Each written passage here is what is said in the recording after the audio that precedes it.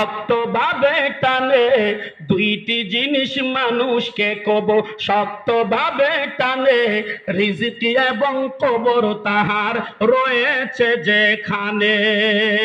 এ বাবা, চুম্বক যেইভাবে লোহাকে টানতে থাকে, আমাকে আপনাকে দুই জিনিসে টানতে আছে। এক নাম্বার রিজিকে টানতেছে, দুই নাম্বার কবরে টানতেছে। নিশ্চিত থাকেন গো বাবা, আগামীকাল সূর্য উদিত হওয়া যেমন সত্য, একদিন আপনাকে আমাকে কবরে যাওয়াটাও, জোরে কোন, এর যুবক ভাই ও কলিজার বাবা গো, জীবনে কত বক্তার নাম শুনেছেন, আজকের লিফলেটেও কত বক্তার নাম আছে।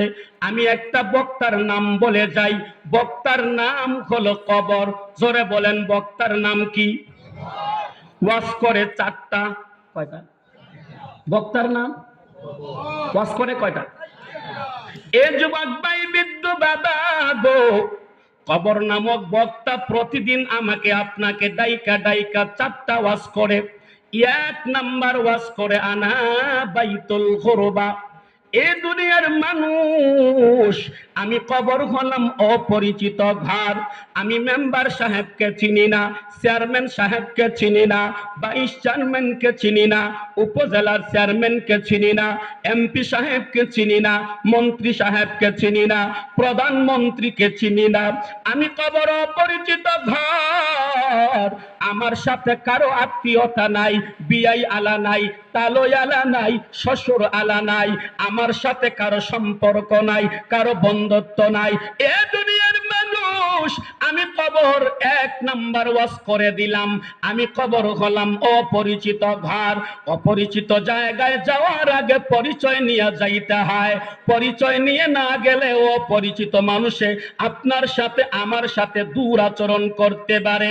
কলিজার বাবার আগো, একটু মনের কান দিয়া শুনেন, কবরে যাওয়ার আগে ঈমান আমল যদি ঠিক করে না যান, কবরে আপনার আমার সাথে দুরাচরণ করবে।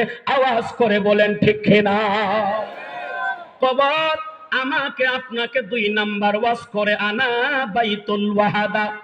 এ দুনিয়ার মানুষ, আমি কবর হলাম একাকী ঘর। আমার মাঝে ছেলেকে আনা যায় না, মেয়েকে আনা যায় না, বউ বাচ্চা আনা যায় না, ফ্রেন্ড সার্কেল আনা যায় না, ভাগনা আনা যায় না, বাতিজা আনা যায় না, পিএস আনা যায় না, বডিগার্ড আনা যায় না। আমার মাঝে আসলে একা একা আসা লাগবে। ও বাবা, আপনার আদরের ছেলেটা আপনার সাথে কবরে এক রাত থাকবে না, আপনার আদরের মেয়েটা আপনার সাথে কবরে এক রাত থাকবে না। একটা বাবা তার ছেলেকে কত আদর করে, বাবা ছেলেকে বড় লোক বানাবার জন্য রিক্সা চালায়, ভ্যান গাড়ি চালায়, ঠেলা গাড়ি চালায়, মানুষের বাড়িতে দিন মজুরের কাজ করে। ছেলেটাকে কোন স্কুলে পড়াইলে লেখাপড়া ভালো হবে, কোন ভার্সিটিতে পড়াইলে ছেলেটা ভবিষ্যতে ডাক্তার হতে পারবে, ইঞ্জিনিয়ার হতে পারবে, ব্যারিস্টার হতে পারবে, বাবার মাথায় সব সময় চিন্তা থাকে। ও পারকুলের বাবা গো, যেই সন্তানটার জন্য মাথার গাম পায়ে ফেললেন, হঠাৎ রাতের 2টা 3টা বাজে ছেলেটা যদি অসুস্থ হয়ে যায়, সিএনজি ওয়ালার দরজায় ডাক দিয়া যদি তারে না পান, রাতের বেলা নিজের কাঁধে সন্তানটারে নিয়া হাইটা হাইটা হসপিটালের দিকে দৌড় দিছেন।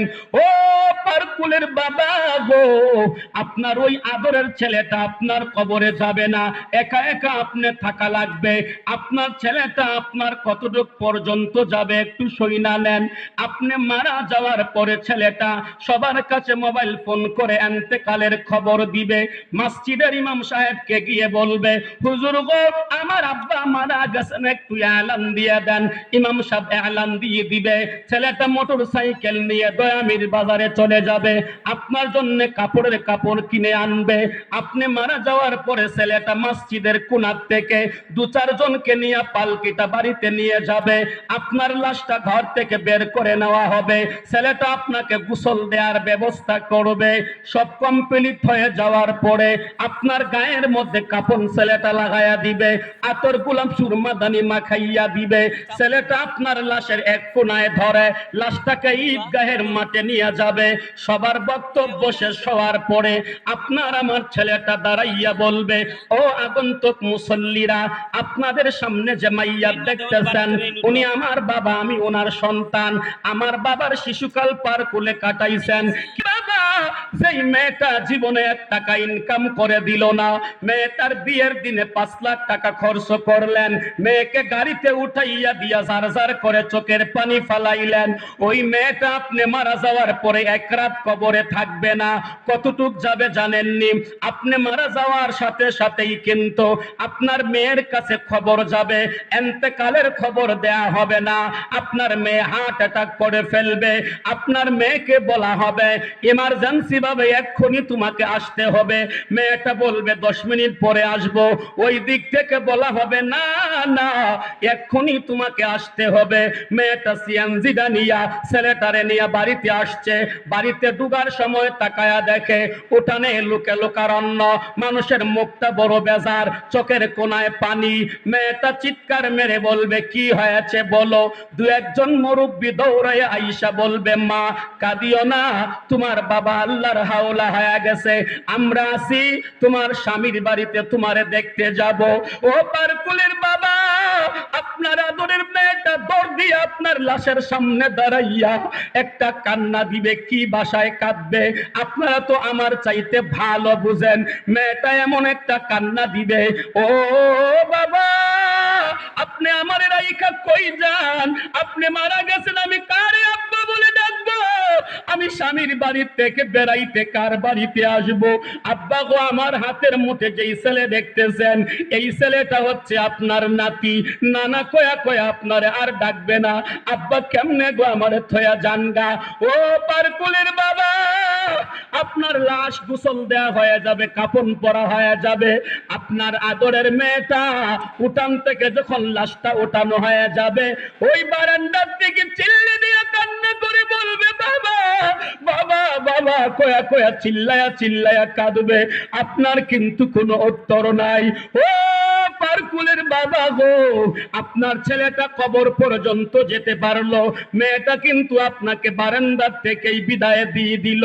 যেই মেয়ের জন্য এত মায়া, যেই ছেলের জন্য এত আদর, ওই ছেলে আপনার সাথে কবরে 1 রাত থাকলো না, ওই মেয়েটাও কবরে 1 রাত থাকলো না। প্রতিদিন আমার আপনার কবর ডাইকা ডাইকা বলে আনা বাইতুল ওয়াহদা, আমি কবরে একাকী ঘর, আমার মাঝে কাউকে আনা যায় না, আমার মাঝে আসলে একা আসতে হয়, আমার মাঝে থাকতে হলে একা থাকতে হয়।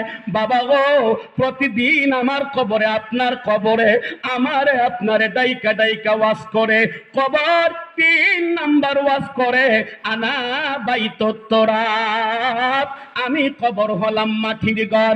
আমার ডানেও মাটি পাইবা, বামেও পাইবা, সামনেও পাইবা, পেছনে পাইবা, উপরে বাঁশের খাটি পাইবা, এর উপরেও মাটি পাইবা, নিচের দিকেও মাটি পাইবা।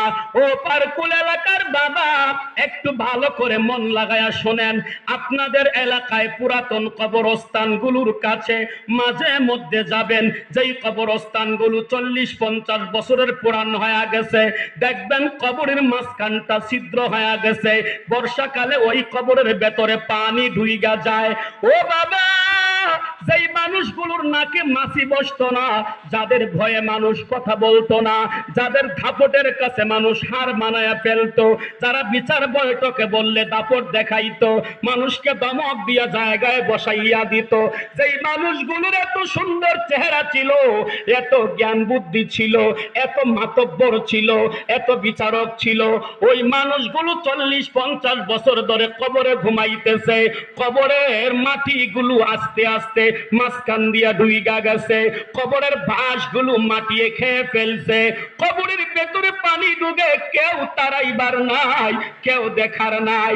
আজকে যদি আপনার বাড়িতে বৃষ্টির চাল দিয়া বৃষ্টির পানি পড়ে, কালকেই ছেলেকে মোবাইল করে বলবেন, বাবা আমি যেই রুমে ঘুমাই আমার রুমের ভেতরে পানি ঢুকে, আপনার ছেলে 20,000 টাকা পাঠাইয়া বলবে, বাবা 1 নাম্বার আবুল খায়ের টিন দিয়া ভালো করে মেস্তুর দিয়ে ছাউনি দিবা। যেই মানুষগুলো পুরাতন কবরে এখন ঘুমাইয়া আছে, এই মানুষগুলোর কবরে দেখার মতো কেউ নাই, যাওয়ার মতো কেউ নাই। এদের কবরের মাঝখানটা ছিদ্র হয়ে গেছে, ছিদ্র বন্ধ করে দেওয়ার মতো কেউ নাই। যেই মানুষগুলোর দাপট ছিল, ক্ষমতা ছিল, তাদের কবরের পাশ দিয়া, কবরের উপর দিয়া গরু হাইটা যায়, ছাগল হাইটা যায়, শ্রীগাল হাইটা যায়, সাপ হাইটা যায়, ব্যাং হাইটা যায়, কত পোকামাকড় হাইটা যায়। যাদের নাকি মাছি বসতো না, তারা তারাইয়া দেওয়ার মতো শক্তি নাই। কবর আমাকে আপনাকে ডাইকা ডাইকা বলে, আমি মাটির ঘর, আমার কাছে আসলে টাইলস পাইবা না, রড সিমেন্ট বালি পাইবা না, এসি পাইবা না, বিদ্যুতের লাইন পাইবা না, ফ্যানের